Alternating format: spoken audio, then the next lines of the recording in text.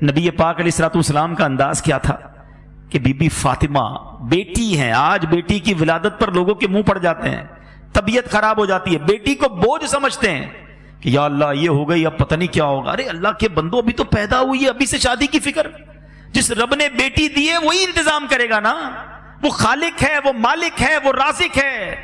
نبی پاک علیہ الصلوۃ والسلام فرماتے ہیں جس کا مضمون ہے کہ جس کی 3 بیٹیاں ہوں اور اس کی اچھی پرورش کرے اور ان کو اچھی طریقے سے پال پوس کر بڑا کر کے ان کا رشتہ کر دے، اللہ کریم ان 3 بچیوں کے بدلے اس کے والدین کو جنت عطا فرمائے گا، جنت واجب ہو جائے گی۔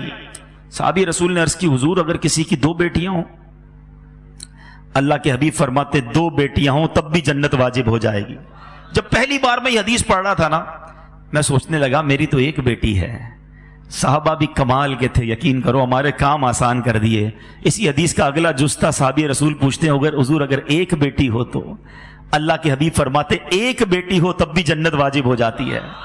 ارے بیٹی تو جنت میں لے جانے والی ہے اور تمہیں بیٹی ہو گئی تو پریشانی ہو گئی، موڈ آف ہو گیا، میاں بیوی میں لڑائی جھگڑے۔ ارے عورت کے ہاتھ میں ہے کیا بیٹی پیدا کرنا؟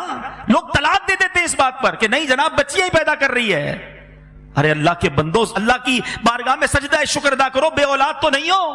20 سال ہو گئے لوگوں کی شادیوں کو اولاد نہیں ہوتا، اور اولاد ہو گئی تو تم موڈ خراب کر رہے ہو۔ نبی پاک علیہ الصلوۃ والسلام کا اپنی صاحبزادی سے انداز کیا تھا، بلکہ ایک پہلے حدیث سن لو، ان تمام لوگوں کے لیے زبردست چوٹ ہے۔ اللہ کے حبیب فرماتے بیٹیوں کو برا نہ کہو، حدیث پاک کا مضمون ہے بیٹیوں کو برا نہ کہو کہ بے شک میں بھی بیٹیوں والا ہوں۔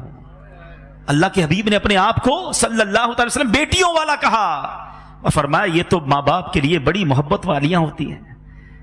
اور میرے میٹھے اسلامی بھائیوں، نبی پاک کا کیا ایٹیٹیوڈ تھا۔ خاتون جنت بی بی فاطمہ، نبی پاک اگر بیٹھے ہوتے اور بی بی فاطمہ آتی تو نبی پاک کھڑے ہو جاتے، بیٹی کے لیے کھڑے ہو جاتے، اپنی بیٹی کا ہاتھ چومتے۔ جدھر نبی پاک بیٹھے ہوتے ادھر بی بی فاطمہ کو بٹھاتے اپنی جگہ پر، اور جب نبی پاک بی بی فاطمہ کے پاس جاتے بی بی فاطمہ کھڑی ہو جاتی، پیارے آقا کا ہاتھ چومتی اور اپنی جگہ بٹھاتی۔ یہ ہے میرے آقا کی سیرت۔ سیکھو نا کہ بچوں سے پیار کیسے، بچیوں سے پیار کیسے۔ صلو علی الحبیب صلی اللہ تعالی علی محمد۔ مجھے اپنی اور ساری دنیا کے لوگوں کی اصلاح کی کوشش کرنی ہے انشاءاللہ۔